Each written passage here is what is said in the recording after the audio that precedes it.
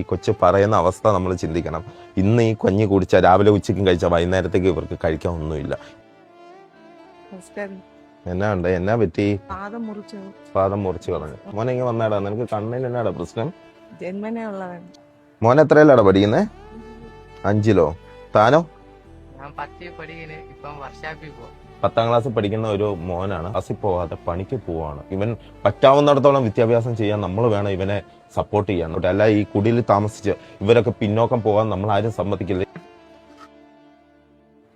ഇത് എന്തുകൊണ്ടൊക്കെയാ ഞാൻ എന്നാ ഈ കഞ്ഞി കുടിക്കാത്ത ബിസ്ക്കറ്റ് കഴിക്കുന്നേ? വൈകുന്നേരം കഴിക്കാൻ വേണ്ടി വെച്ചിരിക്കുകയാണോ? എന്നാ പറയുക, ഈ കൊച്ചു പറയുന്ന അവസ്ഥ നമ്മൾ ചിന്തിക്കണം. ഇന്ന് ഈ കഞ്ഞി കുടിച്ചാൽ രാവിലെ ഉച്ചയ്ക്കും കഴിച്ചാൽ വൈകുന്നേരത്തേക്ക് ഇവർക്ക് കഴിക്കാൻ ഒന്നുമില്ല. തെണ്ടി വയ്യ. ആശുപത്രിയിൽ അഡ്മിറ്റ് ആക്കിയിട്ട് ഞാൻ ഓരോ വിടാറും പിച്ചെടുത്ത് ഓരോ കടകളിൽ എന്റെ ഇളയമോനെ കൊണ്ടുപോയി ഓരോ കടയിലെത്തി പിച്ച ചോദിച്ച് 5000 രൂപ വേണം ഓപ്പറേഷൻ.